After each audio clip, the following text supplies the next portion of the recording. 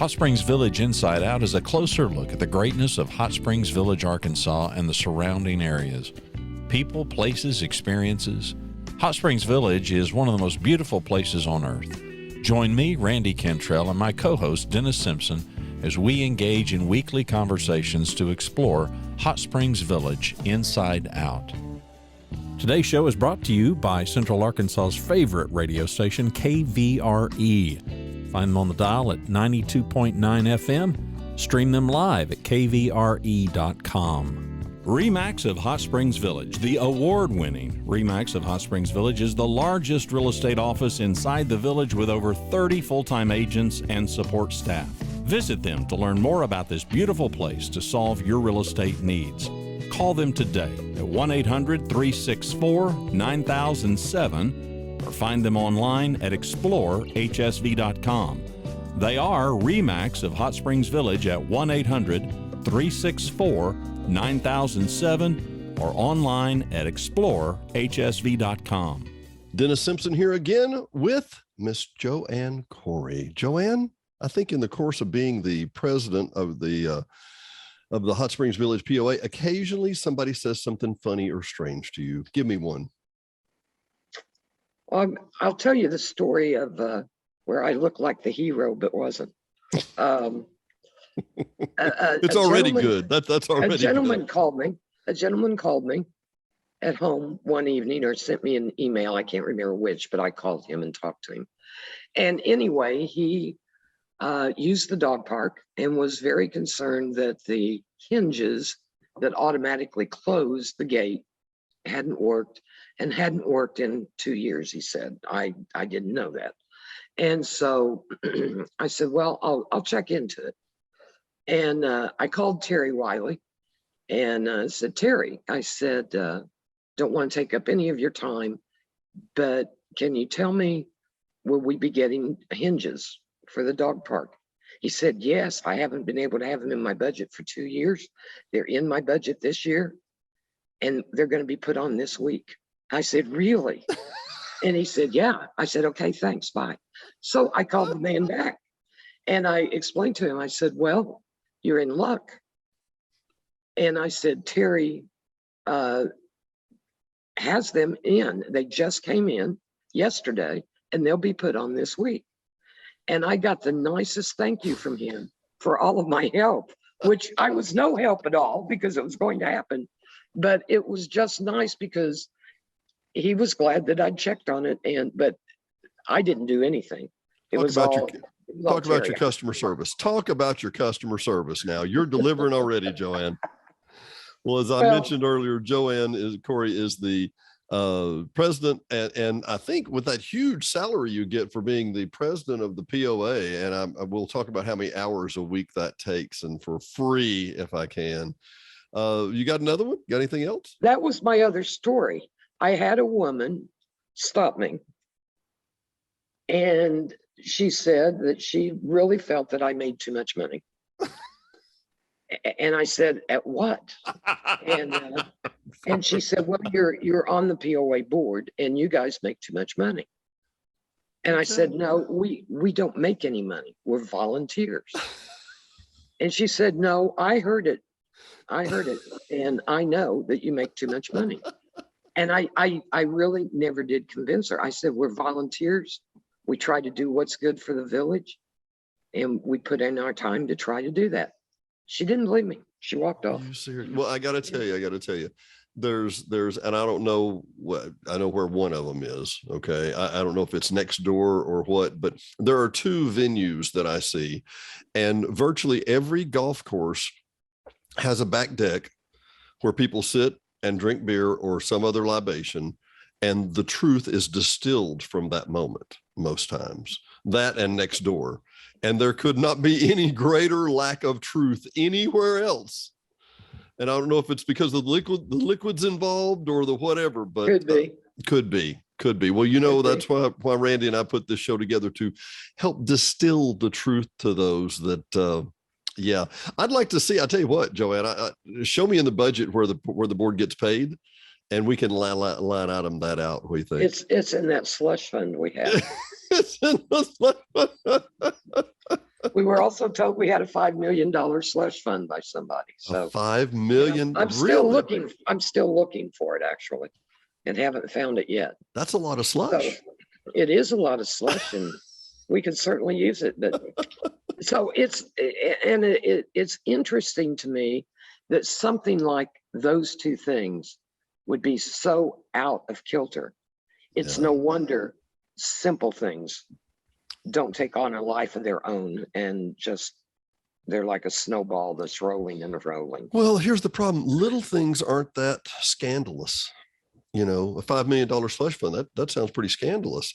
Now, as absolutely atrocious as preposterous as that is. And look, Joanne, here's you and I don't consider myself an insider here, except for the fact that you wonderful people let me interview you and learn a lot of things. But the POA is audited every year. It's not a magical mystery box. It's not a little, we're not going to tell anybody what's going on over here. Matter of fact, let's talk about this. And I haven't looked at it yet. I know Randy has. The dashboard. Tell me about the financial dashboard. Well, last year, after the assessment increase, and well, before actually, we had promised that we would have something that would show the money spent on the assessments on infrastructure. That's what it was supposed to do. Right. And you may or may not know, but we've had some problems, and with employees having enough. And so there are certain things that had to be put on the back burner and weren't priority at that time. Sure. And now it has reached priority stage, and in fact, it is done. Oh. And Pam Avila just called me right before this and said, I'm going to send out a board brief. And I don't know if she's waiting till Wednesday or she's doing it today. And she said, it's done. Frank, who is our controller, has it, and it's ready to go. And I said, send it whenever you want to send it, today or tomorrow. So everybody will be getting it. So everybody on the email, that's the same list that does the digest? Okay. And then it will be in the digest too. You know, it's funny to me, and I'm just, when it takes a set of fresh eyes, frankly, like yours a couple of years ago, and I'd like to include myself in that, when you look at the situation, you go, why is it so remarkable to have a dashboard?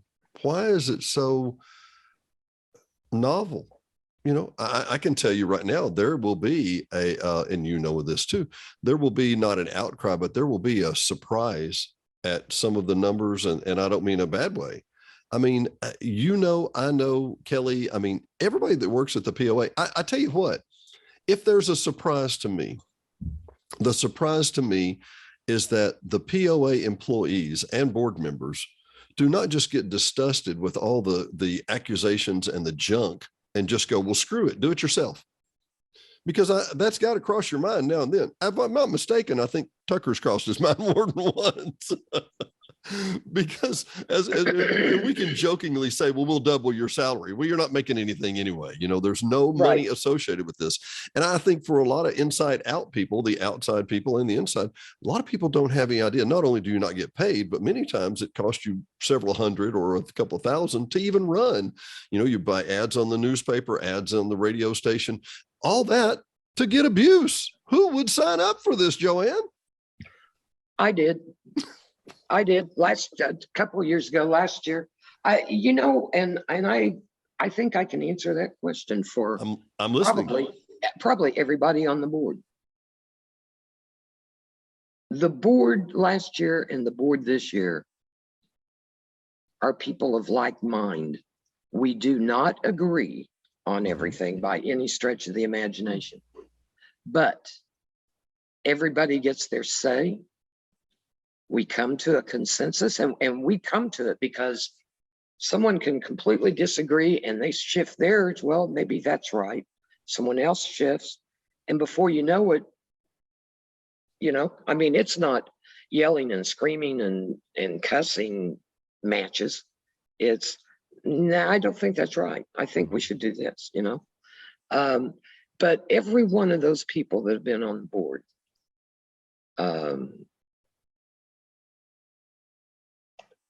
we all want the same thing, and it's what's best for the village.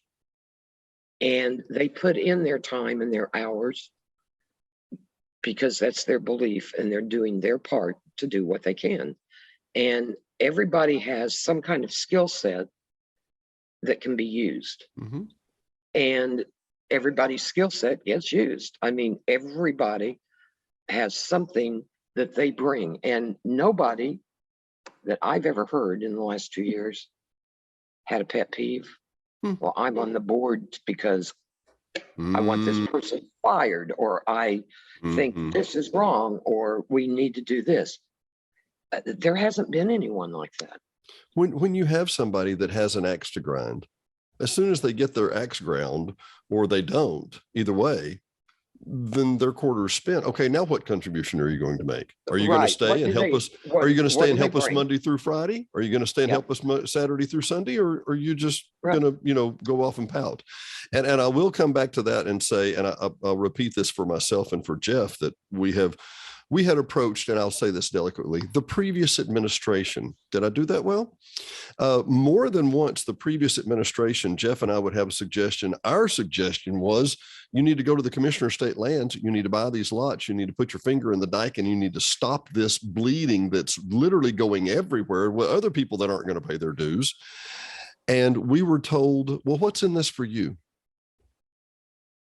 And probably at least a half dozen times we were like, both and I, Jeff, either one with the previous administration, we would go, nothing. As a matter of fact, this will cost us, but it's the best thing for the village. And I don't think the people that think you're getting too much, or that there's a $5 million slush fund, or that any of these preposterous things, I don't think they even have the greatest clue about how many hours and weeks of your time y'all contribute to the betterment of the village, for nobody getting a dollar out of it. Literally. We try. Well, and how many hours a week do you work on this? I'm going to say sometimes 25 to 30, sometimes 20. But we're doing some things that, a lot of people don't realize or know.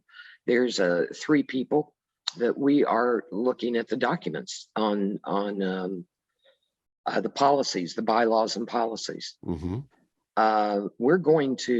We are trying to look at those 2, because when I started going through them, and I, people say, I know all those documents, I've read them, I know everything.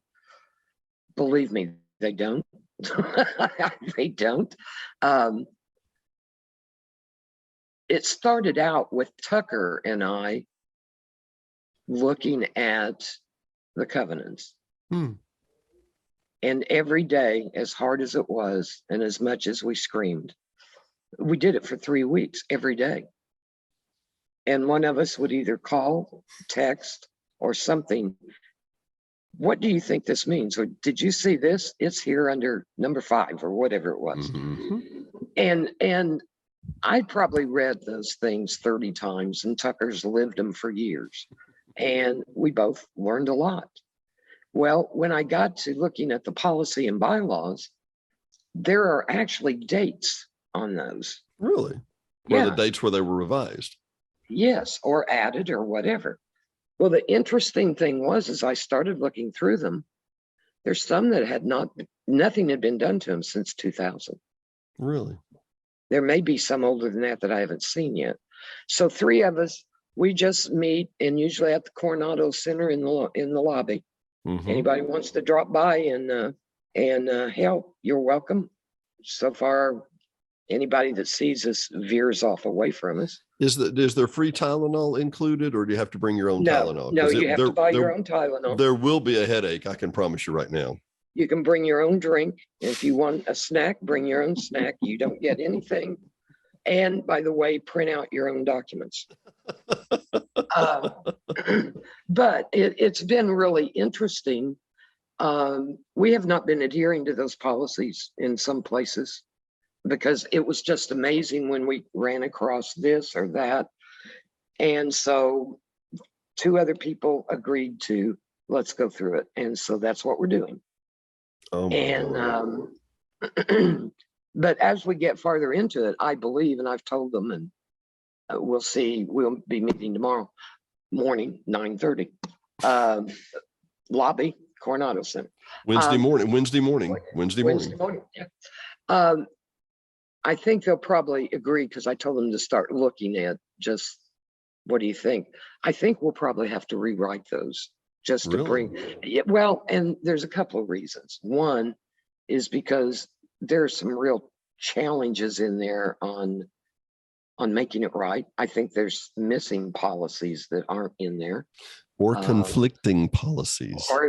And definitely conflicting. Mm-hmm. And just the format. You go in and you look at the format of all the documents, and it depends on who wrote it and who keyed it in as to what it looks like. Yeah. We've got the original declaration, and probably, I'm not sure how old those covenants are, but they've been updated some, but probably in the old font. Then you've got the bylaws in a font, and you've got the policies in a font. You got the rules and regulations in another font. Nothing is cohesive, and I'm a little bit OCD like that. And we're a professional place, we're a business. Yeah. And we need to have things looking as professional as we can. Well, let me cut to another chase. And here, by the way, and a recap for everybody: Hot Springs Village Inside Out. Dennis Simpson, Joanne Corry, president of the POA. And one of the discussions that I think it would just be helpful. Okay. It seems to be since 2006, since Cooper left, it was, okay, then we need a very strong general manager or a CEO, or we know the board needs to be very powerful and the board needs to take care of this. There's a balance. Isn't that where we're headed? Is that your read on it? A team. I like that. A team. And I don't know that that's been the way it's been in the past. Yeah. When we took the applications and began interviewing people, we had all walks of life in there. We had a golf professional, we had a city manager, we had hospitality, and we had someone from the business world. And as we went through each of them, there would be a little bit this person had, we'd want a little bit this person had, but no one had the whole ball, nobody, until we interviewed Kelly. And Kelly did have. Now, we're very fortunate, and I don't know that people realize this, but he's not paying what he made at his former job. Oh, really? Oh, no. He took a pay cut. Well, he was retired. Yeah, sure. So that's the only reason that we could get him. And we're very fortunate. And I don't know that we'll ever have someone else like him again. I swear he is like the Energizer Bunny. He goes home, he plugs himself in at night and comes out raring to go the next day. And he is phenomenal. We are so lucky to have him. And we try to work as a team. Not try, we have worked towards that. It's working with the POA staff. We have lanes. We each have a lane. We have the operations side and we have the governance side.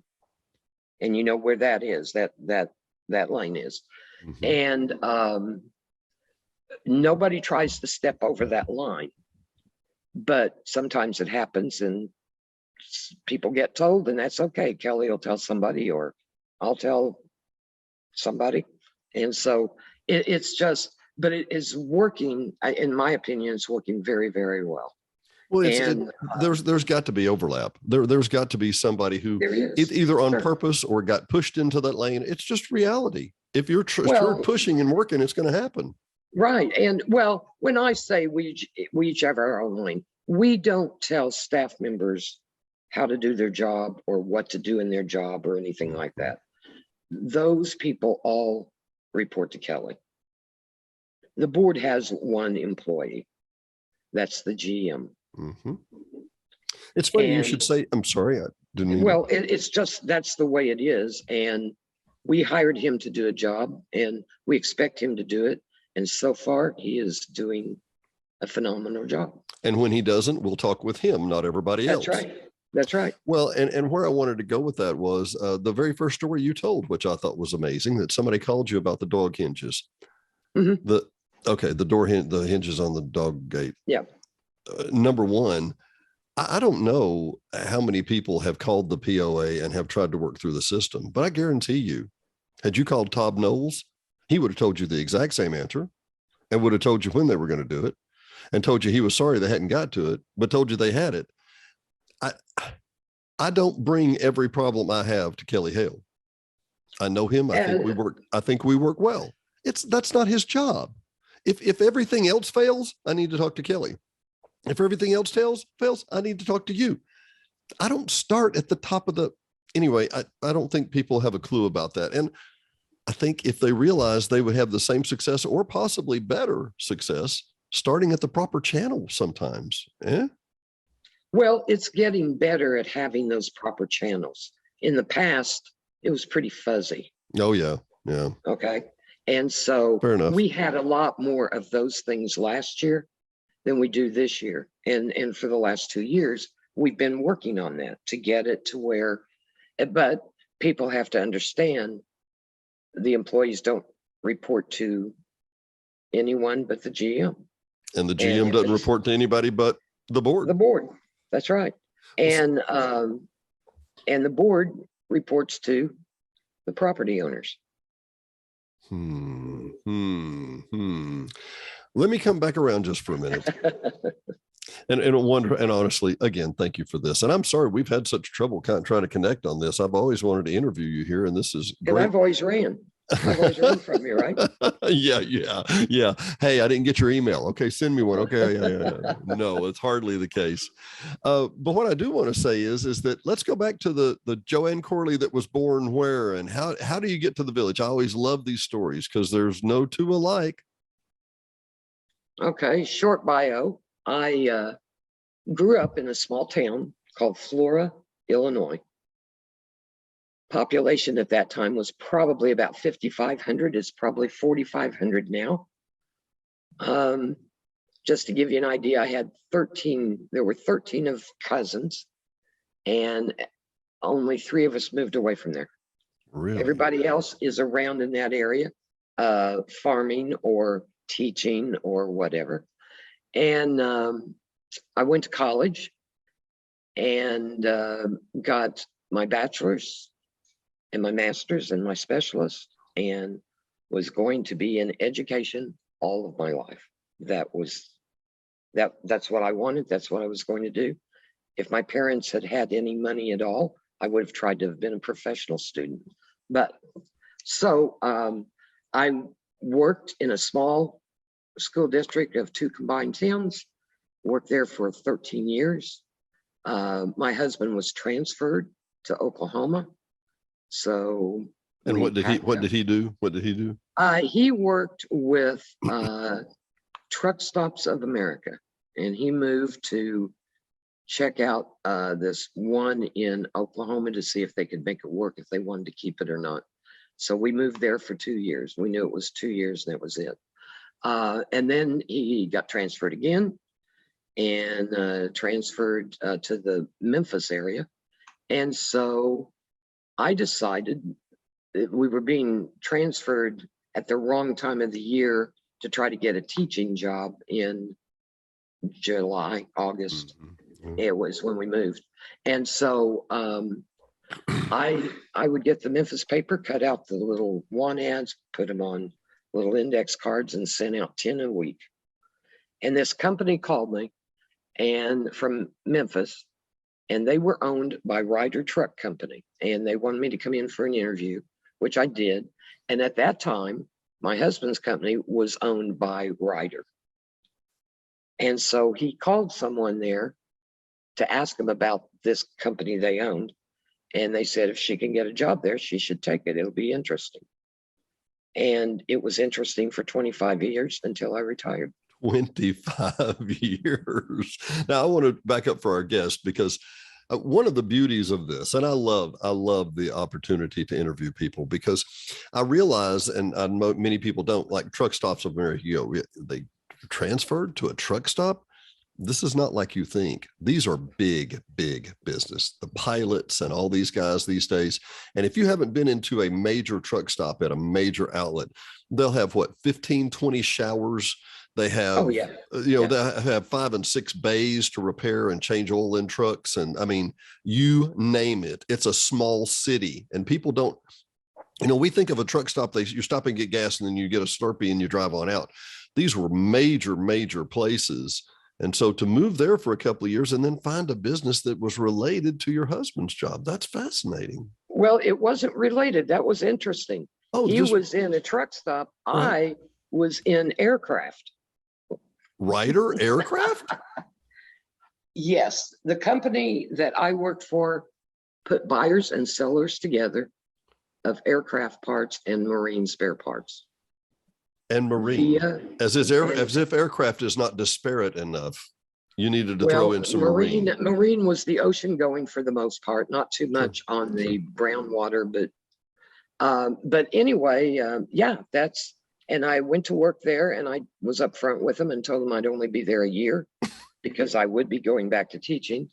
And about in June of the following year, they came to me and said, "We'll promote you if you'll stay." And I became a salesperson on the road, gone from home about 3 weeks out of the month.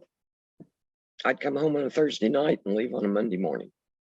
And that was odd for a woman at that time. Right? Oh, that was exceptional for a woman at that time. And in the marine industry, it was, you got into some not very nice places. And and that was before you really had cell phones. So if you got lost somewhere, you were lost, and and I got lost some places and had some very interesting experiences with it that always made it out okay. So that's what I did. And then when it was time to move the products, because at the time, and you're a computer person, so you can understand it, I think at the end, our main product took 22 floppy disks, 5 1/8 floppy disks to get loaded. And I think that's what it was. And so anyway, our CD products with the government products took about, 8 of those. And so anyway, we decided to put everything on the internet. We took a real leap and did that. And the first thing we decided to do would be to do it with the couple of marine products, because marine wasn't very big. Aircraft was the biggie. And so I go to Germany to go show them the marine product. They did not use at that time Microsoft. Really? Did they use, what was it, IBM PS2 or something like that? I really don't know. I think I was in such shock. I don't know, but it was really oh funny. My Lord. Now and going to some of the countries like Greece, they didn't have the best backbone for any computer things. I remember running wires through their ceilings, and that's when you would also take remember the splitters on the telephone? Oh, don't I? I did that. I mean, I did lots of things. Plus, then we also had all the government data. So anyone that worked with national stock numbers or FSCs or procurement history or MCRL or MLC, I don't remember them all. But anyways, a lot of people worked with those, and we sold that information to people too. So we were an international company, had 22,000 users, had about 100 employees. Wow. And it was one of the most interesting things I could have ended up in.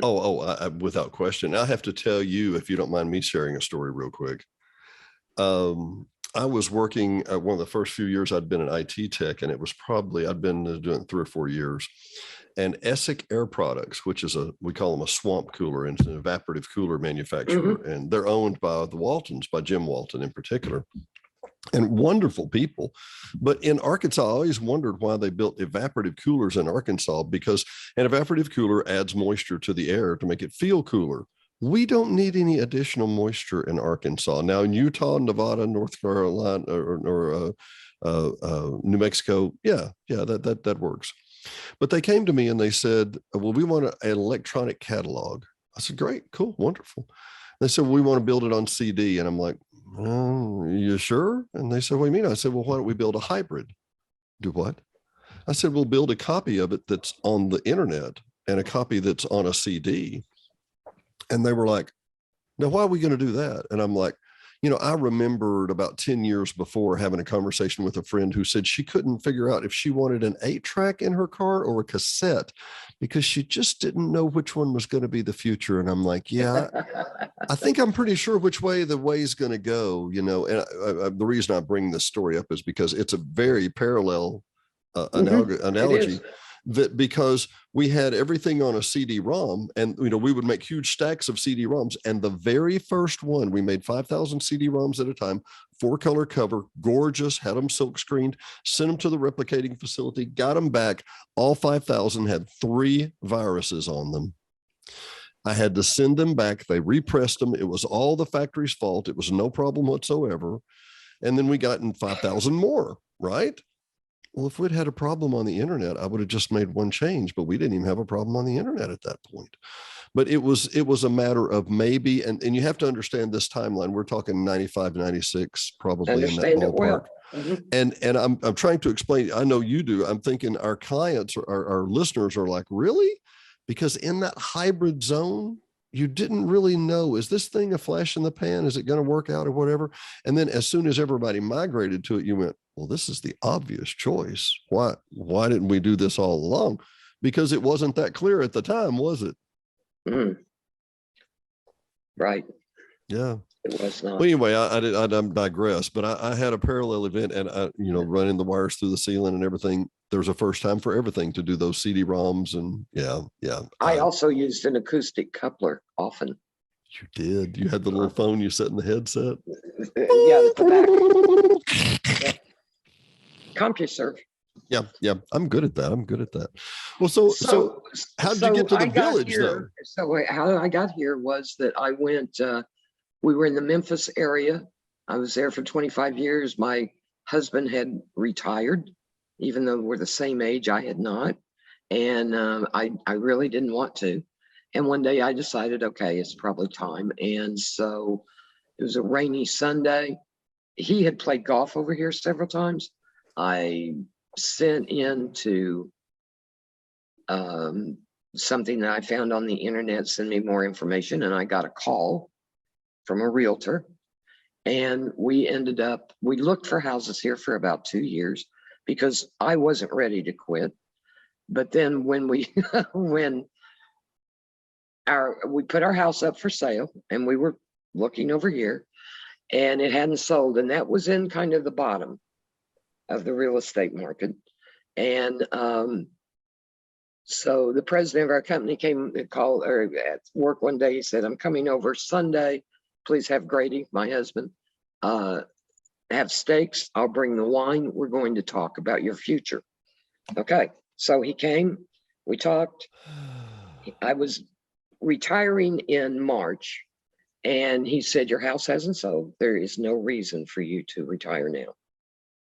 So let's go a little bit longer. And there were some things that they really wanted me to do before I left. So I said, oh, I don't know, we'll talk about it. So I said January 31st of the following year, whether the house is sold or not. And roughly what year?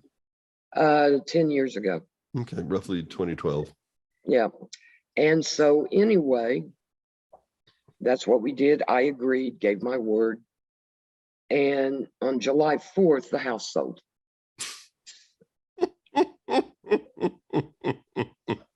So we had to be out. And I mean, we'd gotten it sold, so we were leaving. And so then my husband was over here looking for houses. The realtor was looking around and for things, and she called him one day and said, one house has come on the market that I think fits your requirements. So he came over and looked at it, and then he called me and said, I think you need to come over this weekend, check this out. So I did, because it was a 3-hour drive from where we lived to here. So I did, and we bought the house. So our stuff had all been in storage, and we have a cabin about an hour and a half west of here that he had been staying in, and I had moved in with a friend of my daughter-in-law's who had an extra bedroom at that time. So I'm living with, I don't know, the 30-year-old, I guess, woman that's single. And my husband's living in a cabin in the woods, and we buy this house here. So I was not here when anything was delivered from the moving. And once I retired on January 31st, I took a year off and did nothing. How did that work? Yeah, we worked fine. And we thought our son, he was going to remain in Little Rock. He had moved to Little Rock. We thought he'd come from Colorado. Yeah. So we thought he was going to remain. And so that worked out too. So yeah, for a year, you could still, my husband, he would go to the cabin some to work on things over there, and I'd be here, and I would take a look and think those boxes will be okay for another week. And it was a year before all the boxes were gone. And that's how we ended up here. It was, and then, you know, partly it was because, think about it, the gorgeous beauty. Yeah. And any people that we met while we were here looking, and you just couldn't beat it. And to this day, that's why we stay. We don't want to move. We have no place that we can think of to move. So funny you should say it that way, because we've said so many times on this show and just in general, you could with enough money, you could fabricate an environment like this, and you could fabricate a paradise of sorts. But there's no guarantee you would have nice people. There's no guarantee you would have, I mean, sincerely kind-hearted people. We had Kelly on, his show will come out this Friday, I believe. We had him on 2 or 3 weeks ago, and we were talking about volunteerism. And I'll plug the show just a little. He and I both have some of the old jackets from the DeSoto Club with the old logo on them that you had to wear when you went into the DeSoto Club if you showed up without a jacket. And one of the things he highlighted, and I echoed, is the volunteerism in the village that was so prevalent. It was, when I got here, it was everywhere. There's a reason there's a sign out the west gate that says 1,000 Points of Light Community. That sign did not just materialize. There were thousands and hundreds of thousands of donated hours to wonderful civic causes. And just like you talk about, and like we all have, when you're done, Joanne, when this is done and you put this aside, you have a feeling, you don't have to wonder, well, could I have done more? You know, you've done a great job. You know that, and the board will know that. That's your pay. That's your pay. Yes. And just like what Kelly and I were talking about, the little bitty flower gardens outside the DeSoto Club. Volunteers are volunteering to keep those made, those, groomed and nice and whatever. Do you think you're going to take friends to the DeSoto Club, walk past that little flower garden and not say, looks pretty good, doesn't it? Yeah, that's mine. I have my stamp on that. Somewhere along the way, we lost that. And it's good to have it back, don't you think? Oh, I think it's very good to have it back. We have so many clubs and we have service organizations, and it hurts me because I'm a breakfast lion, because they did the vision screening for kids, and I had a personal stake in that, and I'm still a lion. I don't make the meetings very much, but I'm still a lion. And the service clubs are hurting for people. And that's been going on for quite a while. And I'm afraid some of those will disappear because people don't have that mindset, I don't believe, anymore. It was And it was ingrained hurts. into the greatest generation, which Yes, we're going to their estate sales every week now. That's the right. greatest generation that are passing on and going to Mount Carmel or unfortunately passing away. But we don't have that sense of community. And I don't know if the pandemic has helped push us away or made us not volunteer. But at the same time, you know, when we all come back to it, all we're going to have is at the end of our lives, all we're going to have is great memories, hopefully great Yes. memories. Yes. And this is the time and the place to make them. Wouldn't you agree? Oh, I agree completely.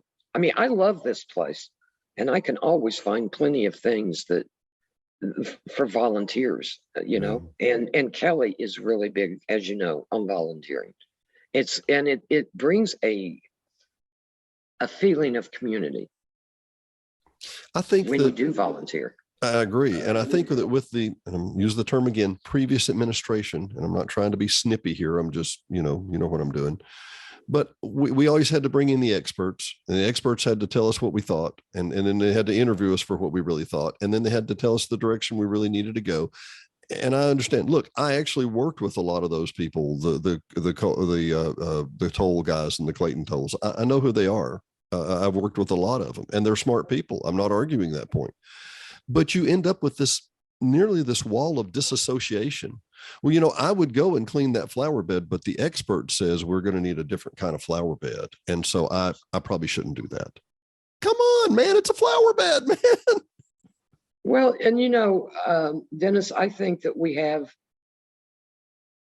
people here that are probably experts in about any field we want to find. Oh, my and if Lord. we can get them to help out and kind of direct something once in a while, that's what we have. I mean, we're fortunate to have such great people and the experiences that they've had. I was at the Walmart checking out one day, and I had it was fall, winter, basically. And I had a couple of cans of Stabil, you know, gas stabilizer I was going to put in my boat. And I'm checking out at the Walmart. I'm at the, 20 items or less or whatever. And the guy looks and he goes, Stabil. I said, yeah. He said, tell you what, he said, from the moment that you refine a oil carbon atom and you break it down to the ethane and the butane and the propane and all these things, he said, it starts dissolving and the half-life of it's within a matter of time. And he said, in regular gasoline, you've got an oil composite within 3 to 6 months. And he said, if you don't put a product like this, and I stopped him and I said, hang on, you're a retired engineer from Houston and you moved to the Village. He said, how did you know? I said, how could I not know? Helen Keller could figure this out.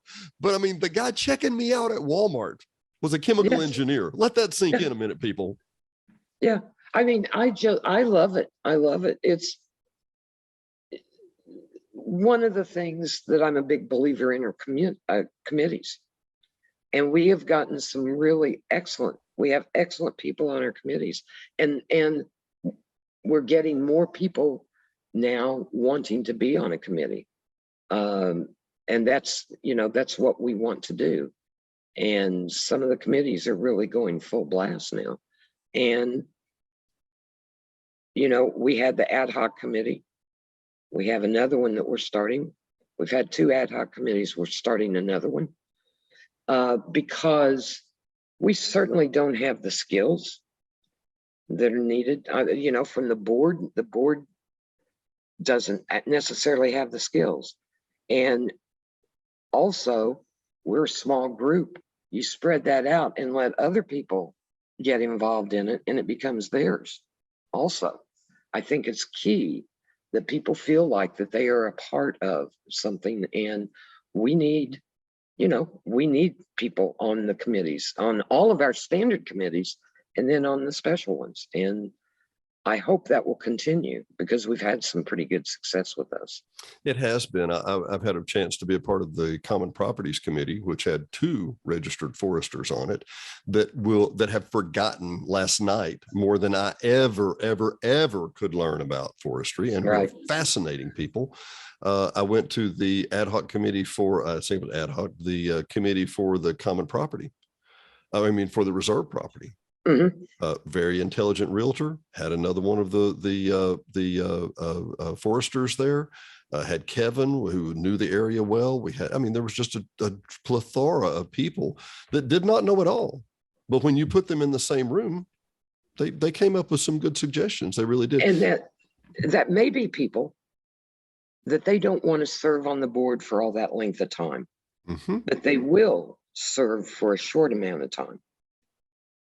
Yeah. And that's what we need. Well, I could see that.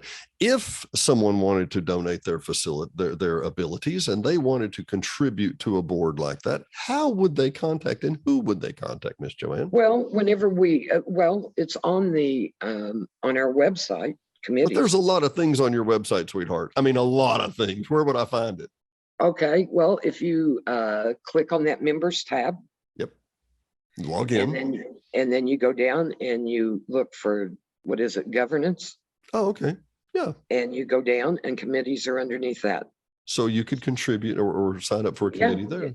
And there's always, I believe in the Village Digest, when it goes out, when there's openings for committees, they always say, and I think they may say, click here to get the application or, whatever.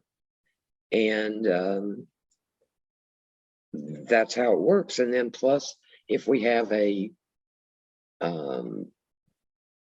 if we have an ad hoc committee, it's always announced at a board meeting. And so, I mean, it all works. Easy enough to get on. Easy enough to get on. We're not trying to hold you out. And I think maybe it's one of those times, and I hope there's people listening that this rings true with them. And the lady with the $5 million slush fund, and you're getting paid too much and blah, blah, blah, blah, blah. I think it's time to start cursing the darkness and start lighting candles. I mean, come on, people. Really? Really? But you know what we don't get anymore? What's that? We don't trust you. Ooh. We got that all last year. Yeah. When we were going through the assessment. Yeah. We don't trust you. And we don't get it anymore. Well, part of that is, and this is Denny's one sentence philosophy about human relations. Everyone wants to feel heard. I can't fix everything, but I can listen and make you feel heard. And I'll be very frank. I think that's one of Kelly's assets. I think that's one of John Paul's assets. And I may express my opinion. It may be off the wall. It may be incorrect. It may have holes in it. It may need more knowledge to come to it. And I think that's probably why people were saying we don't trust you, is because it's just this amorphous ball of things going on and we don't know what it is. So therefore we can't trust you. There was a lot of it going on. Yeah. A lot of things. And we certainly haven't got everything fixed, but they'll get a truthful answer. They may not like the answer, but they'll get a truthful answer. What else can you ask? And I'm not pandering to the crowd. I'm just saying, what else can you ask besides a truthful answer? Yeah, you'll get the truthful answer. You may not like it, but you get it. I'll tell you what, if I had you and Tucker in the room, I know I'd get a truthful answer. Well, and add Kelly in there. And Kelly, and all the board too. You know where I'm going. I mean, you'll get a truthful answer from the board. It's just amazing. It's like I said, we don't always agree. We don't fight, but we don't agree. But everybody has something to say. Let's hear what everybody has to say. If you agreed, if you agreed all the time, why would there be a need for meetings, right? Well, and you wouldn't have a very good product or community or whatever you were working on in the end. Yeah. And so that's it. I have a favor to ask, just a tiny one. We'll do it on camera, just a little one. And that is when you see Tucker, you tell him that you had a good time on Hot Springs Village Inside Out.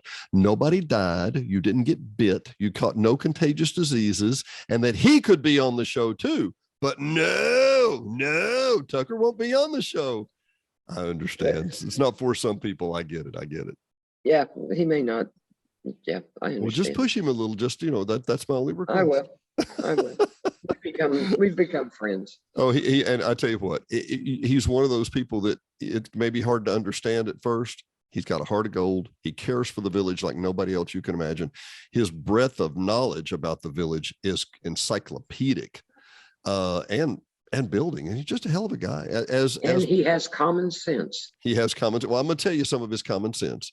We unfortunately had a situation back on Cortez a couple of weeks ago where there were some drugs found, and people were more than happy to say it was a short-term rental problem. And you know what Tucker's social media comment was? It's a societal problem that just happened to happen in a short-term rental. That's Tucker. This is not defined just to short-term rentals. This is happening across the United States, and it's a problem we need to fix, but it doesn't have to do with an STR. Yes. And I thought, that's a cut to the chase kind of answer thing, you know? But he does. He has a lot of common sense. Yeah. And he has lived in the village a whole lot of his life. That's because he's so old. I'm joking. I'm teasing. I like that. I like that. I want to see you run. Ooh, yeah. I've heard that kind of discussion before. Boy, you know, yeah. Maybe if I put down the microphone, I could do that. What do you think? Maybe. Joanne, it's been a pleasure. For Hot Springs Village Thank Inside you. Out, myself, Miss Joanne Corry, Mr. Randy, who will be back, I promise. We will. See you next time. Thanks for listening to another episode of Hot Springs Village Inside Out, a podcast where Hot Springs Village, Arkansas is the star. Please subscribe to the podcast. You can do that by visiting our website, hsvinsideout.com, and tell a friend.